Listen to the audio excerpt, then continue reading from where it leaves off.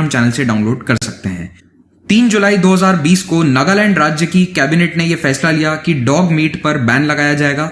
इस बैन के 3 आयाम हैं। सबसे पहला, कुत्तों का जो इंपोर्ट किया जाता था, यानी कि दूसरे राज्यों से लगभग 30,000 डॉग्स हर साल इंपोर्ट किए जाते थे नागालैंड में, ये एक रफ एस्टिमेट है, वो अब नहीं किया जा सकता है। कुत्तों की खरीद फरोख्त पूरी तरह से बैन है। तो जितने भी डॉग मार्केट्स हैं वो भी अब बंद कर दिए जाएंगे और किसी भी प्रकार का मीट यानी कि डॉग मीट अब ना तो रेस्टोरेंट में बेचा जा सकता है, यानी कि कुक्ड मीट बैन है, और साथ ही साथ कच्चा मीट भी अब मार्केट में बेचा नहीं जा सकता।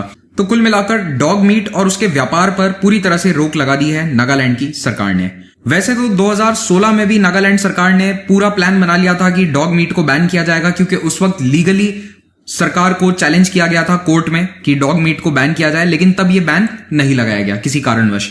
लेकिन रिसेंटली 2020 जून के अंत में कई लोगों ने ट्विटर पर, सोशल मीडिया और अन्य सोशल मीडिया साइट्स पर एक कैंपेन चलाया और इस तरह के फोटोग्राफ शेयर करते हुए नागालैंड सरकार को यह रिक्वेस्ट करी कि आप डॉग मीट की ट्रेडिंग पर पूरी तरह से बैन लगाइए, कुत्तों की खरीद फरोख्त बंद करी जाए, क्योंकि न केवल ये इलीगल है बल्कि इनह्यूमन है। इस तरह के शब्द इस्तेमाल किए गए थे।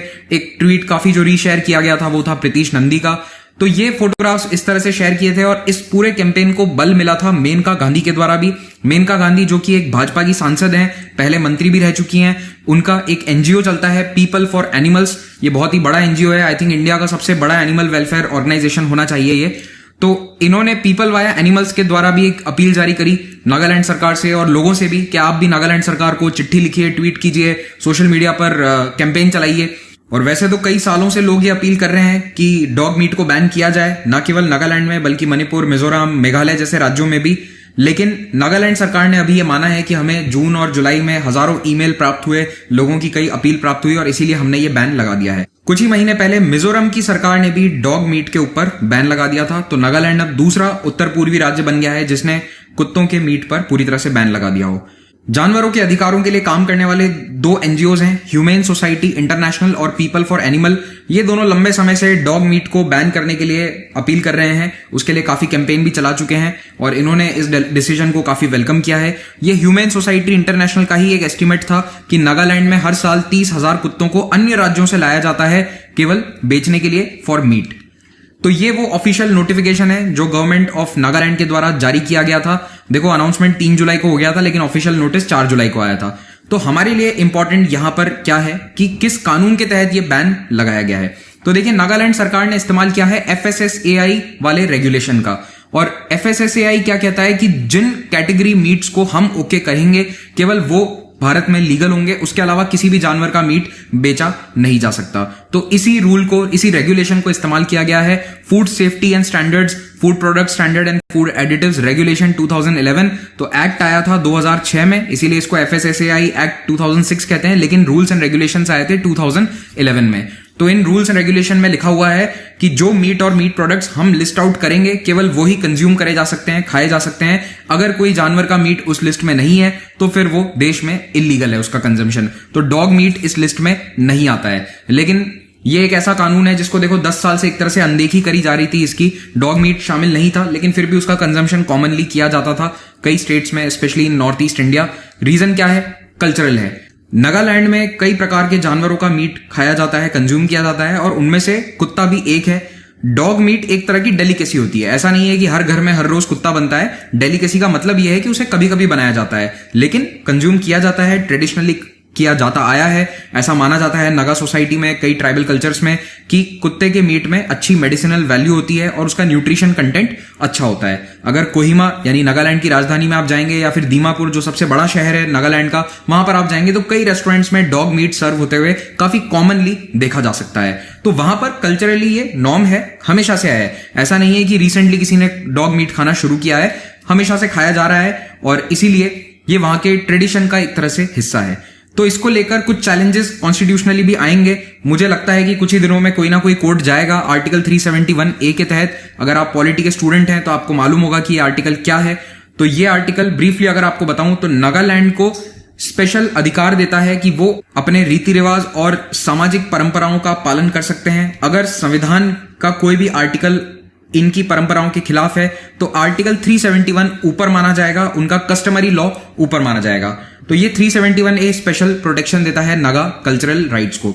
और इसी प्रकार से पॉलिटी के जो दूसरे कंसेप्ट्स हैं वो मैंने डिस्कस किए हैं यूपीएससी स्मार्ट कोर्स में, जो स्टडी आईक्यू ऐप पर उपलब्ध है।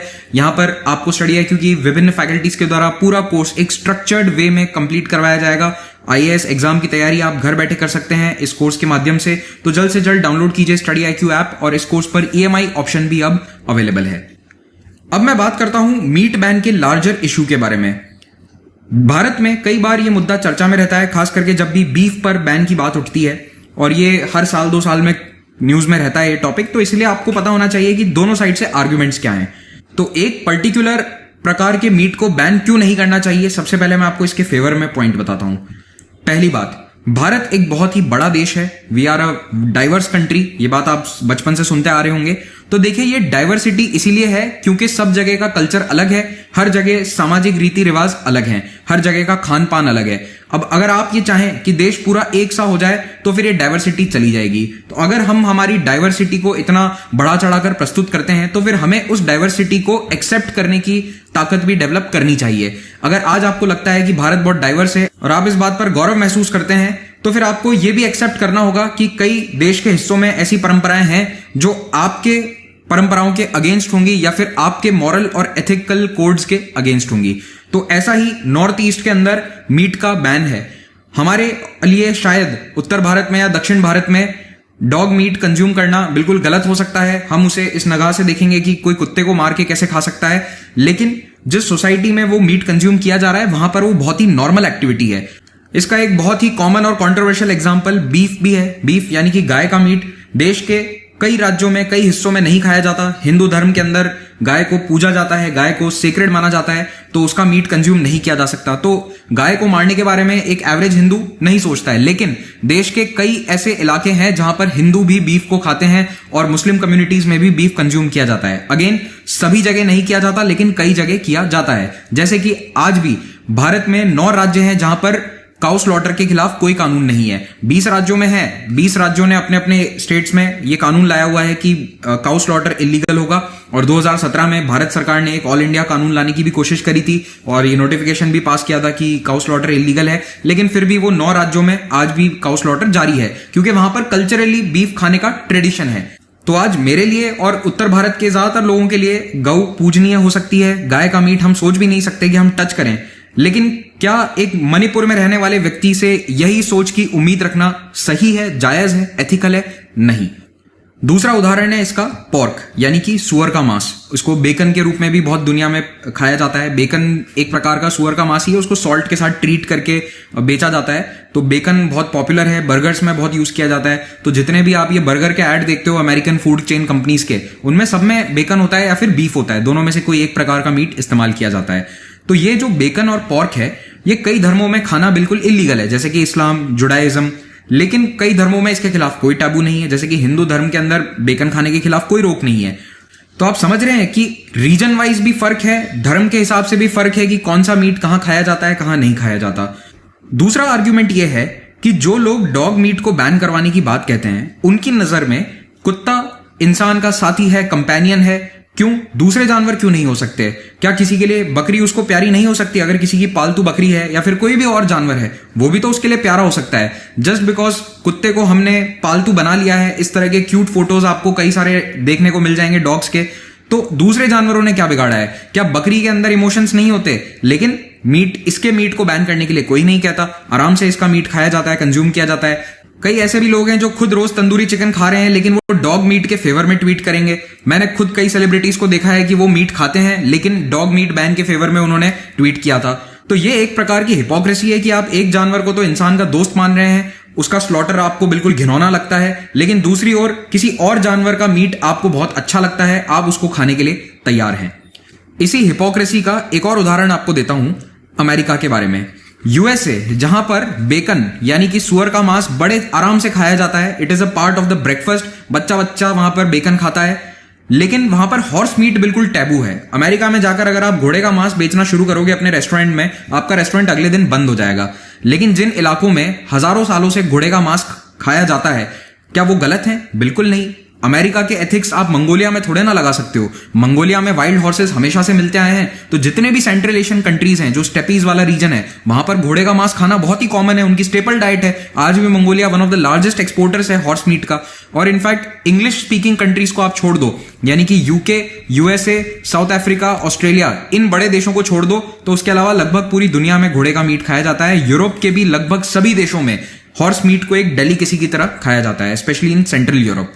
तो मैं आपको ये बात समझाने की कोशिश कर रहा हूं कि एक मीट या एक जानवर किसी एक समुदाय के लिए या फिर किसी एक क्षेत्र में बहुत ही प्यारा हो सकता है, पेट हो सकता है, पालतू हो सकता है, लेकिन दूसरे क्षेत्र में उसको खाया जाता होगा। मैंने इतनी देर जो आपको बात समझाई, इसको एक सेंटेंस में लिखा जा सकता है। ये आर्ग्यूमेंट कई बार लोग यूज करते हैं जब किसी मीट बैन को रोकना होता है, खास करके बीफ बैन के संदर्भ में ये बात कई बार कही जाती है लोगों द्वारा। If you don't want to eat dash, don't eat it, but don't force your view on others. ये बात वैसे वीर सांघवी ने कही थी अपने एक रीसेंट एडिटोरियल में, मैंने वहां से लिया है इसे। तो इन्होंने ये कहा कि आप इस फिल इन द ब्लैंक को किसी भी नाम से या किसी भी जानवर का नाम यहां पर लिख दो और फिर इसे पढ़ो। तो मान लो कि आप चिकन खाते हो, आपको चिकन बहुत अच्छा लगता है, तंदूरी चिकन के शौकीन है, लेकिन आपको लगता है कि कोई कुत्ता कैसे खा सकता है, तो आप यहां पर इसे लिखकर देखिए, if you don't want to eat chicken, don't eat it, but don't force your view on others. तुम्हें चिकन नहीं खाना, तुम मत खाओ, लेकिन अपना नजरिया दूसरों पे मत थोपो।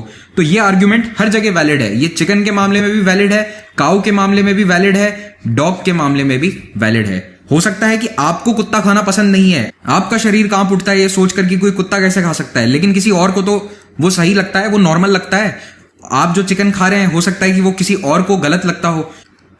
एक और आर्ग्यूमेंट है यहां पर, हमें लगता है कि जिस जानवर में इमोशंस की कमी है, जिसमें भावनाएं नहीं है, उसको हम आराम से मारकर खा सकते हैं। जैसे कि कॉमनली ये सोचा जाता है कि चिकन्स में कहां के इमोशन है, आराम से चिकन को मारो, खाओ, सभी एंजॉय करते हैं तंदूरी चिकन खाना। लेकिन आपको और मुझे नहीं पता कि चिकन में इमोशन होते हैं या नहीं, क्योंकि हमने कभी इसके ऊपर डिटेल्ड स्टडीज तो पढ़ी नहीं, ना कभी स्टडीज शायद हुई होंगी। जबकि कुत्ते जो हैं उनको हमने पाला है, अपने आसपास रखा है, तो हमने ऑब्जर्व किया है कि कुत्तों में अफेक्शन होता है, इंसान के प्रति भी और अपने बच्चे के प्रति या फिर जो दूसरे कुत्ते होते हैं उनके प्रति। तो हमने डॉग्स को काफी नजदीक से देखा है, तो इसीलिए हम जानते हैं कि उनमें इमोशंस हैं। लेकिन क्या हमारे पास ऐसी टेक्नोलॉजी अभी तक डेवलप हो चुकी है जो हर प्रकार के जानवरों के इंटरेक्शंस को और बिहेवियर को स्टडी कर सके? इसका उदाहरण डॉल्फिन से देता हूं आपको। आज से 60 साल पहले तक ये सोचा जाता था कि मछलियां एक दूसरे से कम्युनिकेट नहीं करती हैं, क्योंकि हमारे पास टेक्नोलॉजी नहीं थी उनकी बातचीत को समझने के लिए। जब साउंड टेक्नोलॉजी डेवलप हुई, जब हमने इको लोकेशन टेक्नोलॉजीज को यूज करना शुरू किया, तब पता चला कि डॉल्फिन्स, वेल्स, ये सभी कुछ पर्टिकुलर साउंड सिग्नल्स भेजते हैं जिससे ये आपस में कम्युनिकेट करते हैं। और ये सिग्नल कई जानवरों के द्वारा भेजे जाते हैं। धीरे धीरे स्टडीज हो रही हैं इसके बारे में। और जब इतने बड़े स्तर पर दुनिया भर में पोल्ट्री फार्म्स चल रहे हैं और उसके बाद स्लॉटर हाउसेस चल रहे हैं जहां पर चिकन्स को और अन्य कई जानवरों को मारा जाता है, तो क्या इन्हें दर्द महसूस नहीं होता होगा? हमने ये अज्यूम कर लिया है कि दर्द केवल कुत्ते को होता है या फिर घोड़े को होता है, और चिकन को दर्द नहीं होता होगा, बकरी को दर्द नहीं होता होगा, तो इनके मीट से हम ओके हैं। तो ये हमारे आर्ग्यूमेंट्स में ड्युअलिटी है, यानी कि हम एक जानवर को अलग नजर से देखते हैं, दूसरे जानवर को अलग नजर से देखते हैं।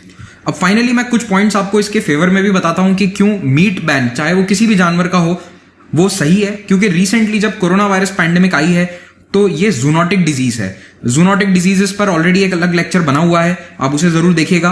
तो जूनोटिक डिजीजेस बढ़ती जा रही हैं। इनफैक्ट जितनी भी नई बीमारियां आजकल आ रही है, उनमें से आधी जूनोटिक डिजीजेस ही होती हैं। और इसीलिए जो यूएन बायोडाइवर्सिटी चीफ है, उन्होंने भी अभी रिक्वेस्ट किया था पूरी दुनिया की सरकारों को कि आप वाइल्ड लाइफ मार्केट्स को बैन कीजिए, चाहे वो कोई भी जानवर हो जिसका लाइव खरीदा बेचा जा रहा है उसे, और बाद में उसे स्लॉटर किया जाता है, जैसे कि चाइना में वेट मार्केट्स हैं, तो उन्हें बैन करो।